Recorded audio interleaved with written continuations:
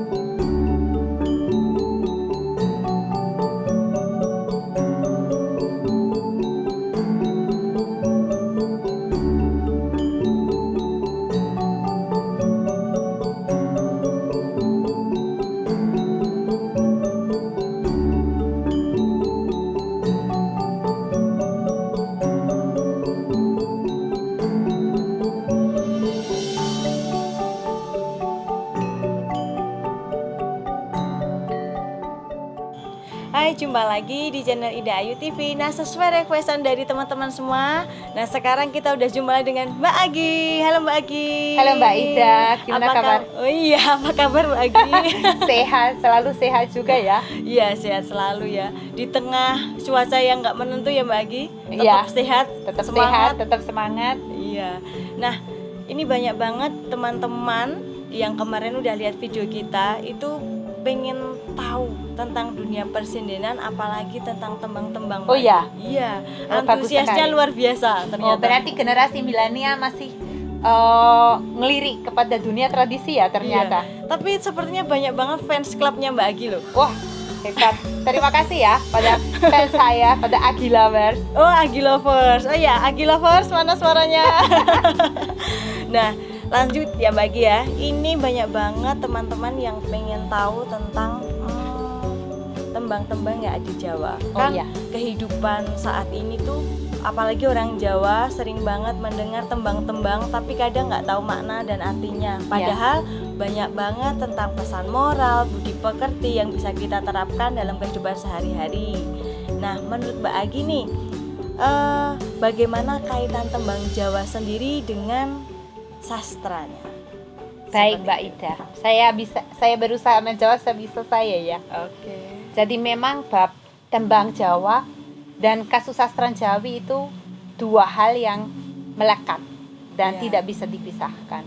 Karena memang dari zaman dulu orang Jawa itu menciptakan tembang atau sekar. Sekar itu kan kembang, jadi kembang kata. Dan itu dari zaman dulu bukan dibacakan seperti membaca sebuah puisi ya, tapi dilantungkan dengan lagu dan melodi, makanya itu menjadi tembang. Tembang kan ada sastranya dan ada melodinya gitu ya. Nah, kalau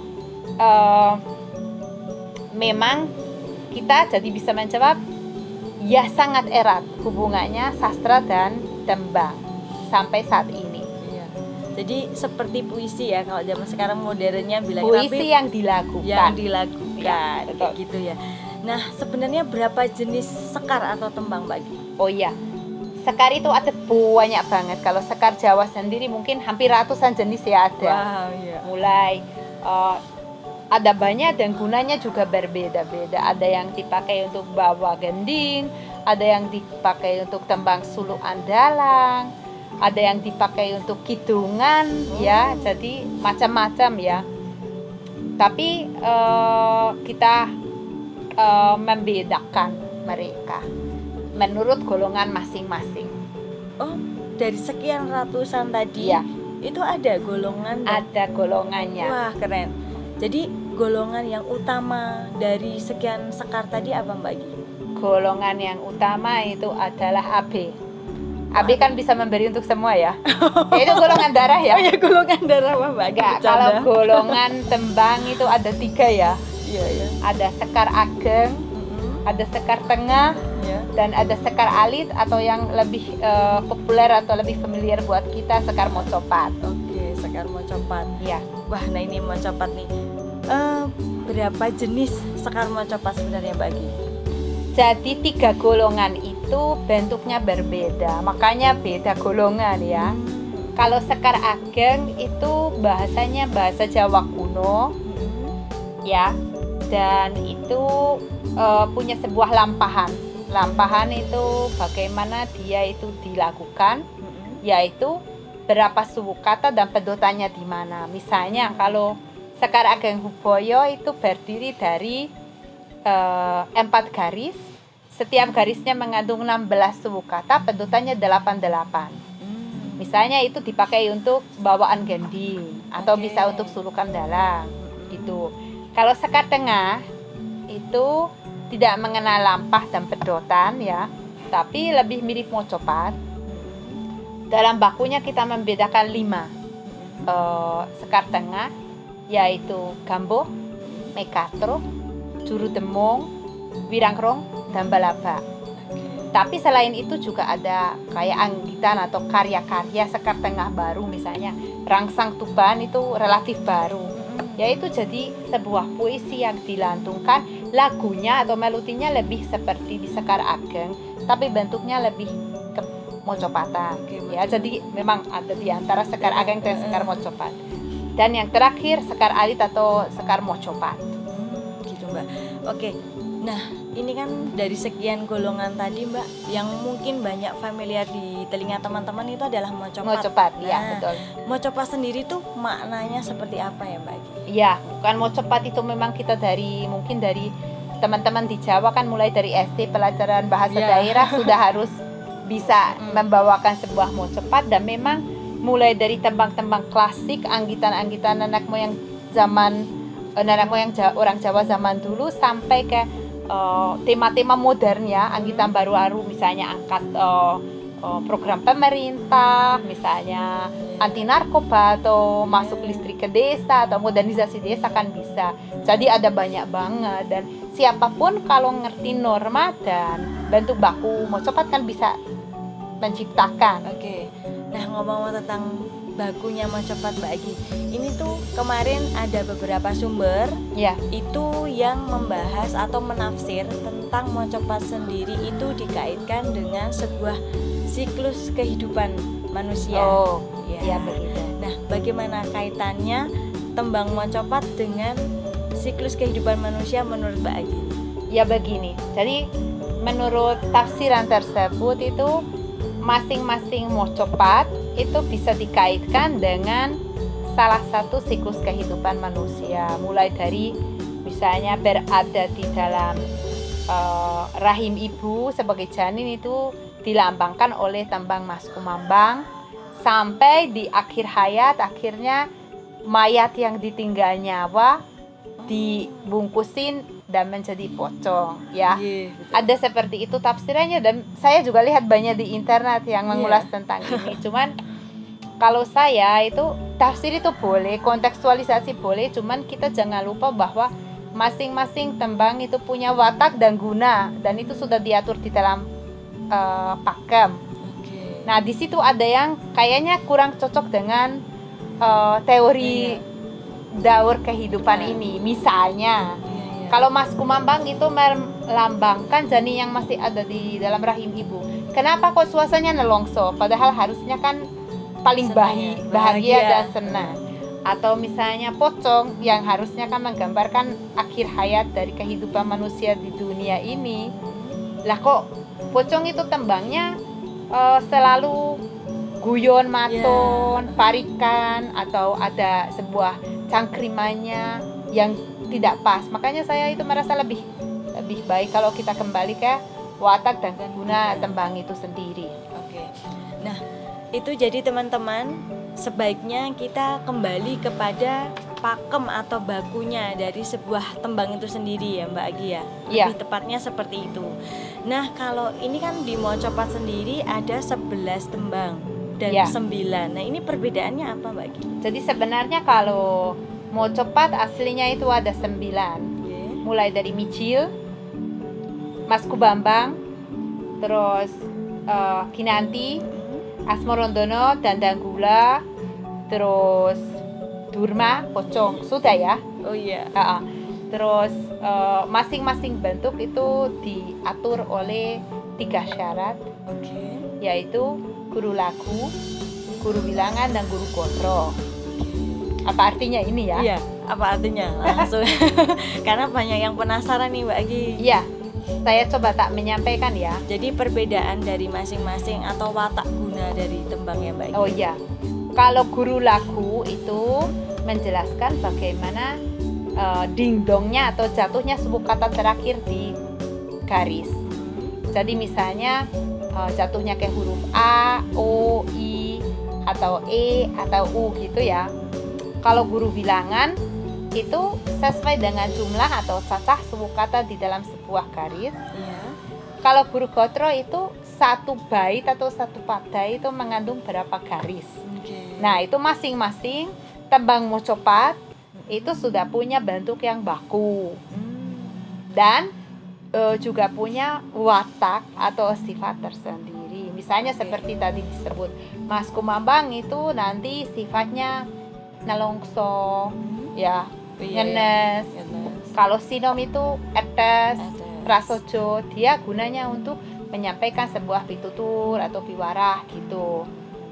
Oke Mbak Agi, nah dari sekian yang udah dicontohkan, jadi kita kalau mau bikin puisi yang bermelodi atau tembang Ya. itu tidak boleh asal, harus melihat aturannya atau bakunya seperti apa dan wataknya seperti apa ya Mbak Agi, benar Betul. ya? Boleh nggak Mbak Agi kasih contoh deh, biar siapa tahu ada teman-teman yang mau mencoba buat untuk pacarnya seperti yang Asma Randana ya? Benar Iya. ya, lagi pacaran. Nah, Atau boleh- Mbak Ida mungkin ingin buat untuk putrinya Ya. sebuah pitutur, misalnya sebuah sinom Iya. gitu ya. Ya, jadi memang itu aturan utama, siapapun boleh buat tembang yang merasa memang punya kemampuan di ranah bahasa Jawa dan Ya. kasusastraan ya. Tapi itu norma tembang itu yaitu guru lagu, guru bilangan, dan guru gotro itu jangan ditinggalkan karena memang Jawa Tengah pakemnya seperti Ya, itu. karena ada pakemnya Ada ya, Mbak. pakemnya. Misalnya kalau sinom, tak bawa contoh sinom amenangi zaman edan dari Oh, serat iya. Kolotido anggitannya Ki Ronggo Warsito ya. Oke. Tembang tersebut itu berdiri dari 9 garis. Berarti guru gotronya berapa? 9 ya? Iya, betul sekali. Aduh, Oke. ye. Berarti guru gotro sudah kita centang ya. Iya, centang. Oke, tinggal guru lagu sama guru bilangan ya. Oke. Guru lagu dulu. Jadi misalnya garis pertama, amenangi zaman edan itu 8 suku kata. Terakhir Mm-mm. tibanya ke Apa ya? I tadi? A. A. Oh ya, A. Jadi guru lagunya A, guru bilangannya 8. 8. Berarti 8 A. A. Oke. Baris berikutnya, iwuh oyo ing pambudi. Berarti 8 I. Iya. 8A, 8I ya, catat. Kata centang, Centang. centang biru. Iya. Kalau nggak biru galau ya. galau. Melu edan ora tahan. 8A. Oke. betul. 8A, 8I, 8A. melu anglakoni. 8 I. I. 8. Oh, yang lakoni 8I. Oke. Boya ketuman malik. Dua ya ketuman melik. Berarti 7 7 I. Oke. Kaliran wekasanipun. 8 U. Oke. Centang. Dilalah kerso Allah. 8 A. 9. 7. 7. Oh ya, salah ya. 7A Oh ya, ya. 7A. Maaf. Pas nggak masuk ya. Iya. Bejo bejane kang lali. 8 I. I. Oke. Terakhir. Terakhir Luwih bejo kang eling lawan waspada. 12 A. Yeay. Ya, jadi kita sudah tahu guru gotro itu di dalam sebuah tembang sinom itu 9. 9 Guru lagunya itu suku kata di terakhir terakhir atau kata. suara di suku kata terakhir. Iya. Dan guru bilangan berapa suku kata di satu baris. Oke. Jadi kalau misalnya besok mau Mbak Ida bikin sinom, tinggal menirukan ini Oh, contoh iya. amenangi zaman edan. Oke, Ya. siap. Tapi kalau kalian mau coba buat juga boleh ya, Mbak Agi? lagi Ya boleh. Iya. Tadi Tema kan apapun, iya, misalnya tema kan ada apapun. pangkur corona, Iya, atau ada pangkur corona. iya, atau kinanti anti narkoba, bisa saja. Bisa disesuaikan dengan perkembangan Yes, zaman. bisa. Luar biasa, berarti kekuatan dan pesan moral dari tembang Jawa Ini ya, kan Mbak. bisa kita katakan ini bentuk ekspresi. Iya, bentuk Silakan untuk menyalurkan apa yang kalian mau mengartikulasi dan menyampaikan ke khalayak. Mudah-mudahan sukses. Siap bagi. Jadi bisa kalian kalau punya bakat sastra Iya. atau yang punya watak romantis ya, Betul. Mbak, bisa ngarang puisi tapi yang dimelodi dalam bentuk tembang Jawa yang banyak pesan moralnya tapi juga membudaya. Terus malam minggu datang ke rumah kekasih, Iya, terus dinyanyikan. dilantukan. Iya. Iya. Mertua Romantis. pasti senang. Langsung di Tompo. tompo. Oke bagi seru banget perbincangan kita saat ini. Ya. Yang semoga pesan-pesan dan apa yang disampaikan Mbak Agi bisa tersampaikan ke Dan kalian, bermanfaat bagi buat teman-teman. teman-teman semua. Sekar mocopat sinom. Serat kolotido angitanipun Ki Ronggo Warsito.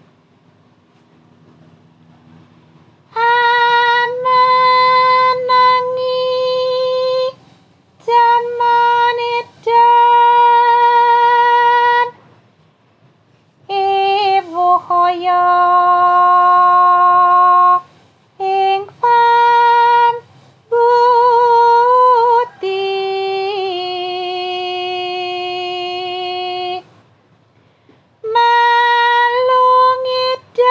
malungidan ora tahan yen tan melu nglakoni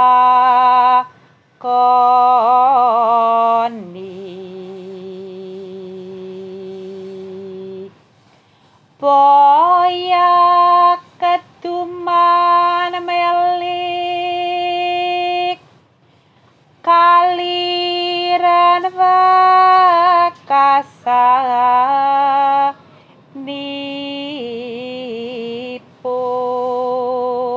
nipun dilala karso Allah bejo bejane kang lali luwe bejo kang eling lawan was podo